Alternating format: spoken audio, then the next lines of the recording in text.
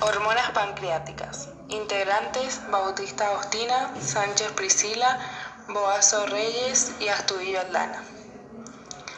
Vamos a empezar a hablar del páncreas, qué es y su función. El páncreas es una glándula compuesta que tiene funciones endocrinas.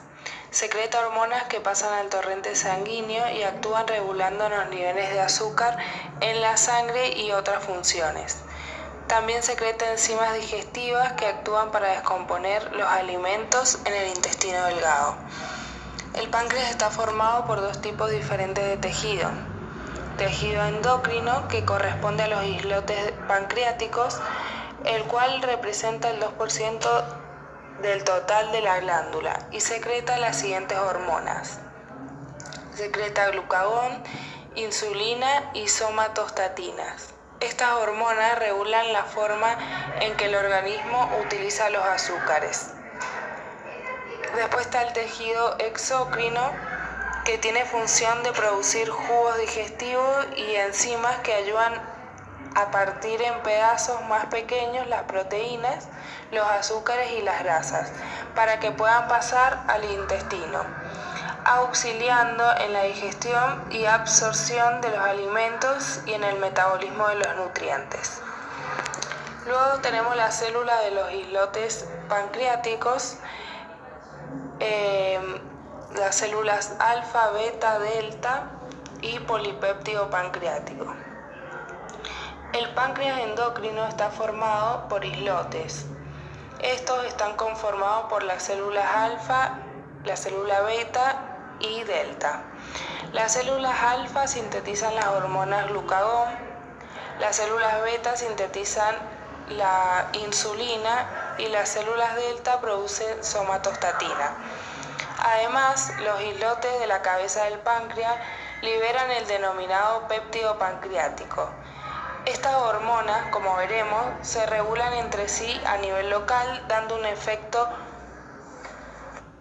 parácrino, el cual es una forma de señalización celular en la cual una célula produce una señal que induce cambios en la célula cercana, alterando el comportamiento o la diferenciación celular de esas células. Luego vamos a hablar de la insulina, la cual es un péptido de 51 aminoácidos que se forma a partir de 84 aminoácidos de la preinsulina, tras la separación de una cadena peptídica conocida como péptido C. Está formada por cadenas peptídicas A y B unidas por un puente disulfuro, y en los islotes se acumulan gránulos de preinsulina y luego se acortan para dar insulina. La insulina es liberada a la sangre por medio de la exocitosis. También tiene la función de controlar la hiperglucemia. A continuación seguimos con la secreción de la insulina. Al aumentar la glucosa en la célula beta pancreática, esta glucosa penetra a través de un glucotransportador que es el GLUT2. Esto sigue una vía que permite que se pueda liberar la insulina al entrar la glucosa por este glucotransportador. Esta glucosa es fosforilada por la glucosinasa, del cual la glucosinasa más GLUT2 forma un glucosensor, que ahí se forma una glucosa y fosfato, la cual entra a la glicólisis, se forma piruvato que entra a la mitocondria, se crea ATP que cierra canales de potasio en canales de potasio sensibles al ATP. Este le permite la despolarización de la membrana, la cual impacta a canales de calcio que se abren por cambio conformacional y entra el calcio. Este aumento de calcio crea una nube de calcio y esta activa la liberación de gránulos de insulina, la cual llega a los órganos insulino dependientes como son los músculos y los tejidos adiposos. Después encontramos el efecto de la insulina, que tenemos que la insulina favorece el almacenamiento de glucosa por parte de la célula y que principalmente en el hígado es en donde se estimula la glucólisis y la glucogenogénesis, que este mecanismo Permite el aporte adecuado de glucosa a los tejidos glucodependientes como el cerebro. Su efecto va a ser neto y es hipoglucemiante. Va a estimular la lipólisis, favoreciendo el depósito de triglicéridos. Es anabólica, aumenta la síntesis proteica, ya que favorece la entrada de los aminoácidos a la célula y acelera la formación del ARN.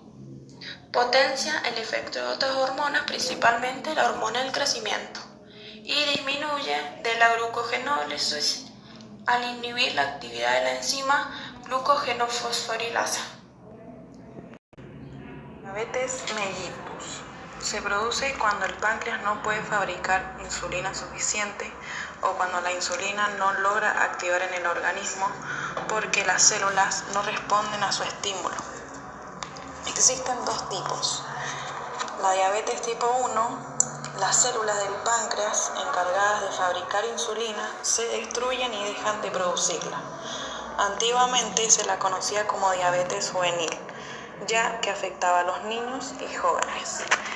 La diabetes tipo 2, relacionada con la reducción de afinidad de los receptores de insulina o cantidad de receptores, así como una deficiencia en la calidad de insulina, está mayormente relacionada con la obesidad y los hábitos sedentarios.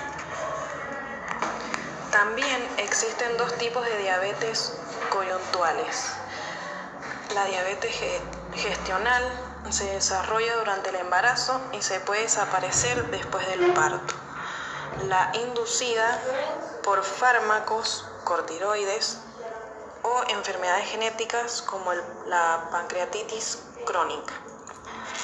La imagen siguiente nos indica con una curva color rojo la intolerancia a la glucosa en una persona normal. Y la curva verde nos muestra los niveles de glucosa en una persona diabética. Los síntomas de la diabetes son poliuria, necesidad de orinar con mucha frecuencia, polidipsia, aumento de la ingesta de agua y sensación de sed constante, polifagia, aumento de la ingesta de alimentos con aumento del apetito. Hiperglucemia, aumento de la concentración de glucemia por encima de 1,10 gramos por decilitros. Pérdida de peso y fatiga. Las complicaciones de la diabetes.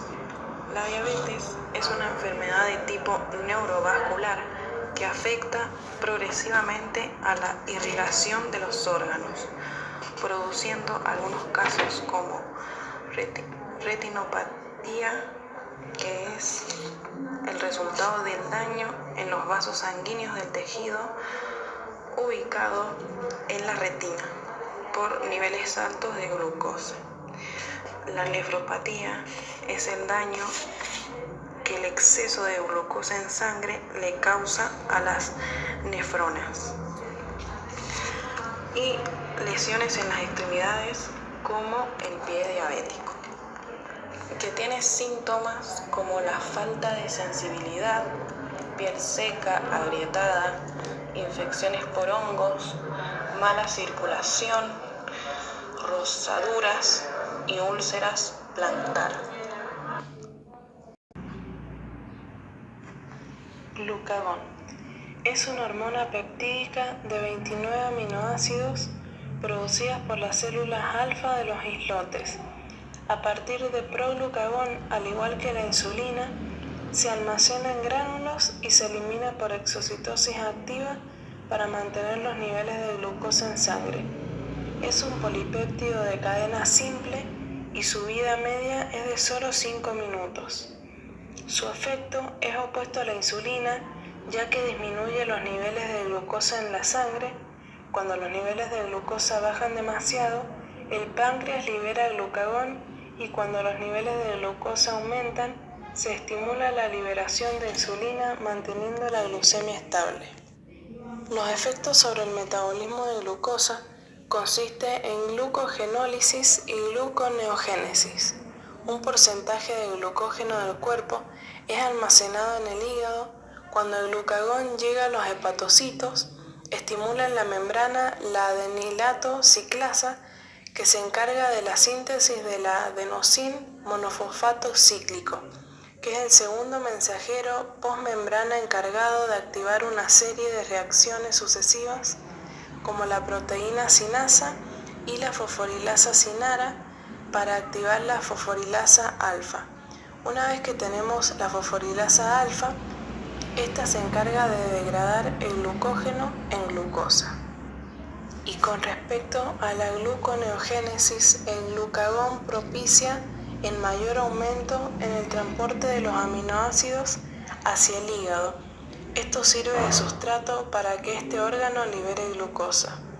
Otros efectos del glucagón es que esta hormona genera la activación de la lipasa de las células adiposas, lo cual genera una liberación de ácidos grasos al torrente sanguíneo para fines energéticos.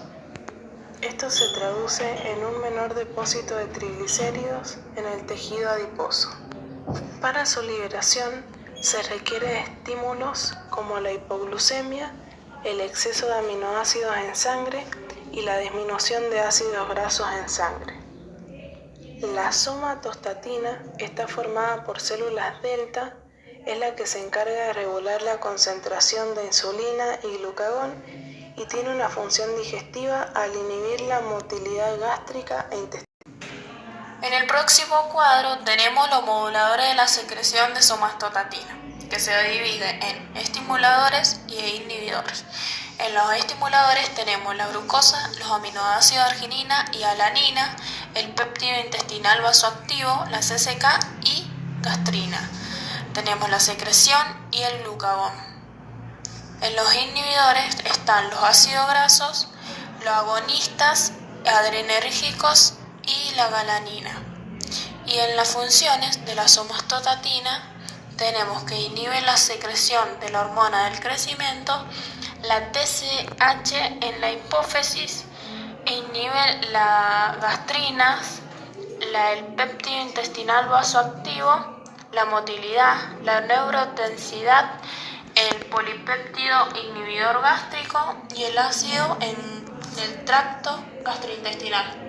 También inhibe la absorción de calcio, glucosa, aminoácidos y triglicéridos en el intestino delgado.